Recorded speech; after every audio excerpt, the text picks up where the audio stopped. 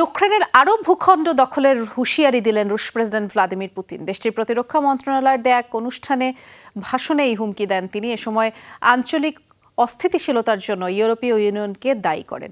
নিষেধাজ্ঞা এবং অর্থ বাজেয়াপ্ত করার অভিযোগ তুলে ইইউ নেতাদের রীতিমতো গালাগাল করেন রুশ প্রেসিডেন্ট ভ্লাদিমির পুতিন। বুধবার অনুষ্ঠিত হয় রুশ প্রতিরক্ষা মন্ত্রণালয়ের বার্ষিক সভা। সেখানে নানা ইস্যুতে কথা বলেন রুশ প্রেসিডেন্ট ভ্লাদিমির পুতিন। তবে সবচেয়ে বেশি জোর দেন গেল এক বছরের ইউক্রেন অভিযান এবং ইউরোপের সাথে সামরিক উত্তেজনা ইস্যুতে।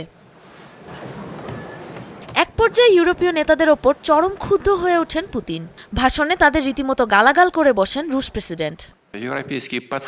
সবাই ভেবেছিল খুব অল্প সময় তারা রাশিয়াকে ধ্বংস করে গুড়িয়ে দিবে। রাশিয়ার পতন থেকে ফায়দা লুটতে এবং প্রতিশোধ নিতে বাইডেন প্রশাসনের সাথে হাত মিলিয়েছিল ইউরোপের শূকরছানাগুলো। তাদের সমস্ত ধ্বংসাত্মক পরিকল্পনা করুণভাবে ব্যর্থ হয়েছে। যে কোনো মুহূর্তে রাশিয়ার পক্ষ থেকে হামলার শঙ্কায় সামরিক সক্ষমতা বাড়াচ্ছে ইউরোপের ন্যাটোভুক্ত দেশগুলো। এসব অভিযোগের জেরেও বেশ চটেছেন রুশ প্রেসিডেন্ট। ইউরোপের সাধারণ মানুষের মনে যে কোনো সময়ে রাশিয়ার হামলার ভয় ঢুকিয়ে দিচ্ছে। ইউরোপে হামলা করার বিষয়টি সম্পূর্ণ মিথ্যা ও বাজে একটি কথা। এটি অত্যন্ত সুপরিকল্পিতভাবে সাজানো একটি নাটক।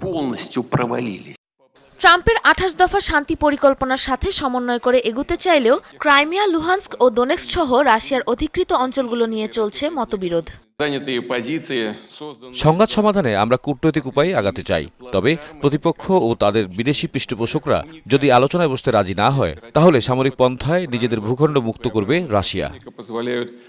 এরই মাঝে রাশিয়াকে কোণঠাসা করতে ইউক্রেনকে দীর্ঘমেয়াদী নিরাপত্তা প্রদানের বিনিময়ে কূটনৈতিক ও বাণিজ্যিক সম্পর্ক স্থাপনে ইউক্রেনকে পূর্ণ সদস্যপদ প্রদানের প্রক্রিয়া শুরু করেছে European Union. Sabrina Nusrat, Jamuna news. মা, পিম্পল 5 দিনেই চলে যাবে। যাবে না মা।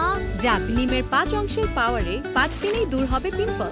হিমালয়া পিউরিফাইং নিম ফেস ওয়াশ।